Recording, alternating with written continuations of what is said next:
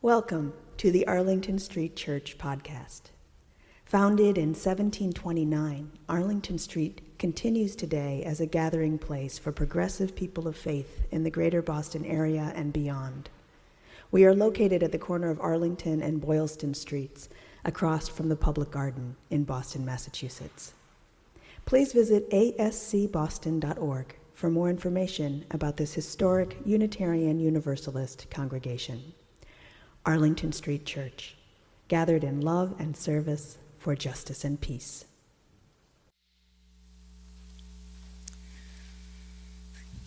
On this Mother's Day morning and every day now, I wake up to a world for which my mother had no idea how to prepare me, and for which I had no idea how to prepare my children. What once felt somewhat optional now feels critical. Today I hear the clarion call to walk our why. Based on the work of Dr. Susan David, I invite you today to join me in a reflection on the powerful spiritual practice of aligning our intentions with our values, with our action, for such a time as this. This is a little harsh, but truth hurts. In her book, Emotional Agility, Susan David writes, "We all have a tendency to simply plow ahead with blinders on, just getting through the day. If we need guidance, we look around to check out what other people are doing, mindlessly choosing all sorts of things that we've been told are universal keys to satisfaction, such as a college education, home ownership, or having children. In fact, these are not for everyone. It's just a lot faster and easier to follow what we see than to work it out for ourselves." Dr. David continues, "Other people's actions and choices affect us more than we realize on every level through a fascinating phenomenon called social contagion. If the term brings to mind a virus spreading through a population via seemingly random contact, that's exactly the idea. Studies show that certain behaviors really are like colds and the flu. You can catch them from other people. It's been proven that our chances of becoming thin or obese increase with each thin or obese person with whom we come into contact. A marketing study out of Stanford University that tracked more than 250,000 airline passengers proved that we're a whopping 30% more likely to make an in-flight purchase if our seatmate does. Just think of all those bad films and crummy snacks. And our risk of getting divorced, a decision you'd think would be deeply personal, is higher if other couples in our peer group are also splitting up. And then things get really weird. Unlike infectious diseases, which tend to be transmitted from person to person, you can catch some behaviors from people with whom you've never even come into contact. One study found that couples are more likely to divorce not just when their friends do, but also when friends of their friends do. The good news is that this mindless herd instinct and decisions made with absolutely no time between impulse and action can also be beneficial. If our friends exercise regularly, chances are we're going to get up and out too. But in the long run, these choices lead inexorably, inevitably, to living what feels like somebody else's life, a life aligned with values to which we don't necessarily ascribe. Remember that Talking Heads song? And you may ask yourself, well, how did I get here? Years ago, our former Prudential Committee Chair, Art Shirk, was working at Fidelity, but when he got to the top, the pinnacle of his career trajectory, he looked around and realized, he said, that he had leaned his proverbial ladder against the wrong wall. Art took a leap into the heart of his true passion and founded Coaching Hall International, located in Bogota, Colombia, the first certified coaching training program in Latin America. When he began, he didn't even speak Spanish. Toward the end, he was brokering peace between members of the Colombian government, paramilitary groups, crime syndicates, and left-wing guerrillas. I told this story at Art's memorial service this winter. That leap is one of his greatest legacies.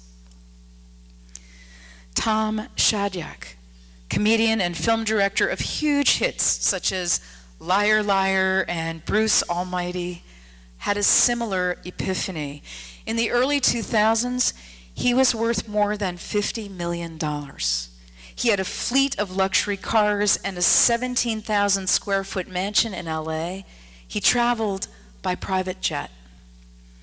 The lifestyle was fine, he writes, but it certainly didn't deliver on the promise of elevating happiness. I simply found it all neutral and in some ways negative. When I considered how many others couldn't meet their basic needs for food or medicine, it didn't feel right.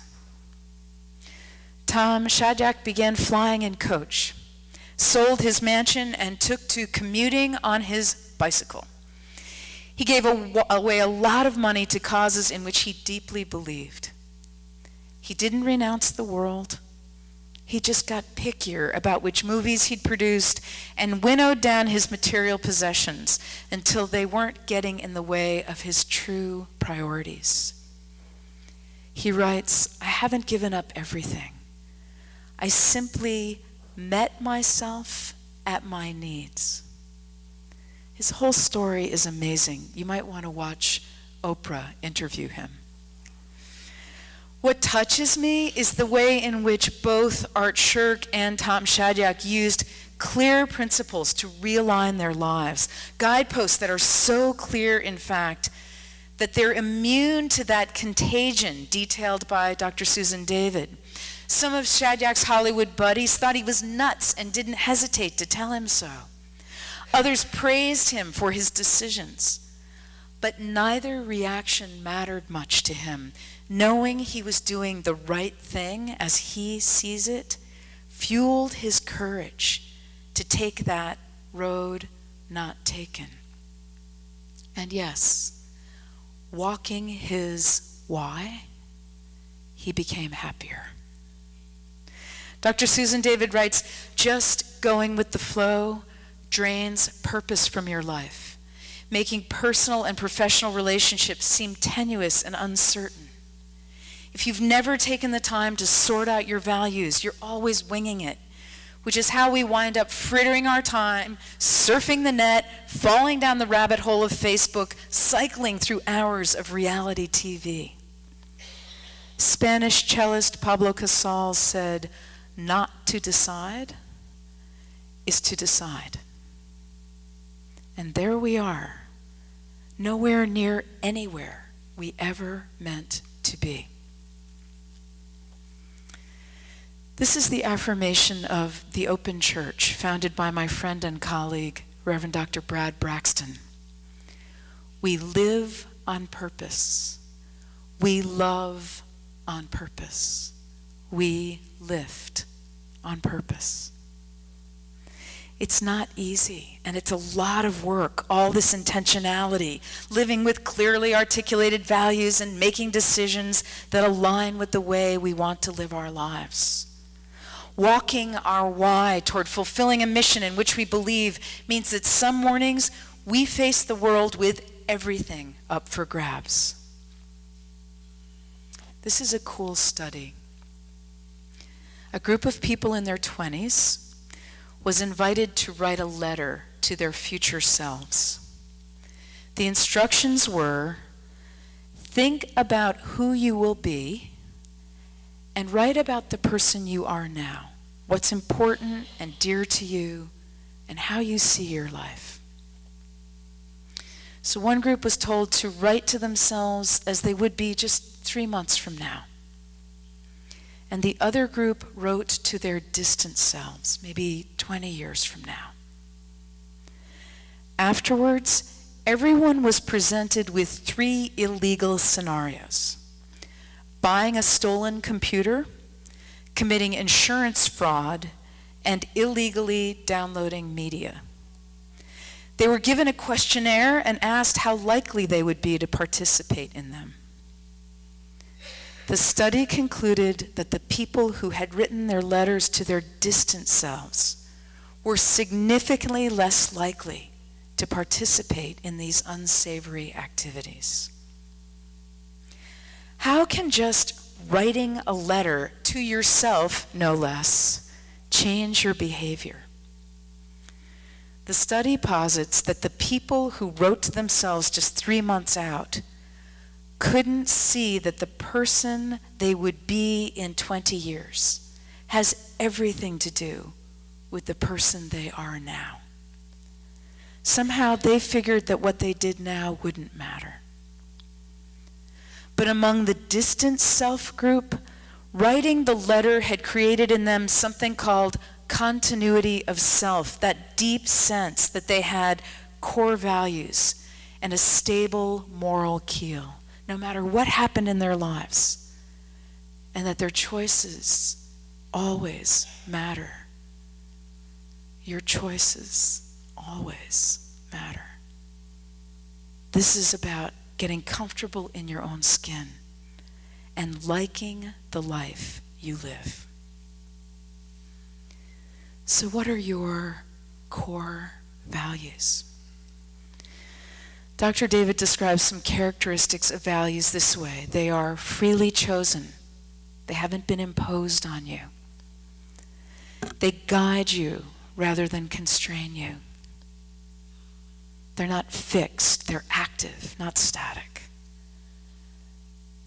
They foster self-acceptance, reduce our tendency to compare ourselves to others, and I would add, boost our self-confidence.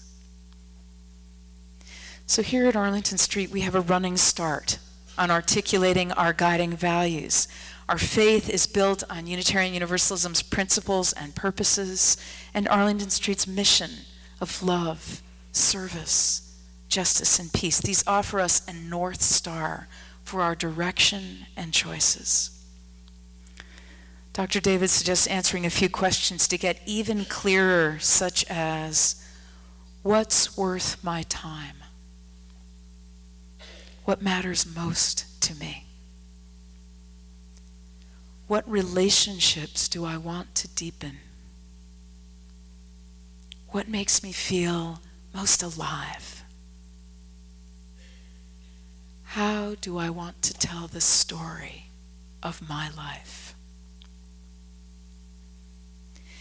And then there's this question, which is just a little stunning, but might just do the trick. As you wake up each morning, ask yourself, if this were my last day on earth, how would I act? Not what would I do, but how would I act? Beloved spiritual companions, at every crossroads we are presented with the choice to follow the herd or to embrace our values, acting like the person we want to be. What once felt optional now feels critical for such a time as this. Where are you leaning your ladder? Not to decide is to decide. May we choose to fill our lives with purpose and meaning, love, service, justice, peace. May we choose to be happy. Let's walk our why. Amen.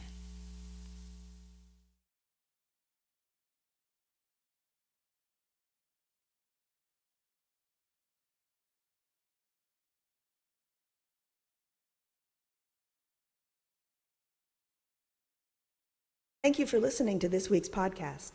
We would love to hear from you via email at office@ascboston.org or through our Facebook page. If you would like to support the good work of Arlington Street Church, please consider a contribution by check in the mail or through our website, ascboston.org.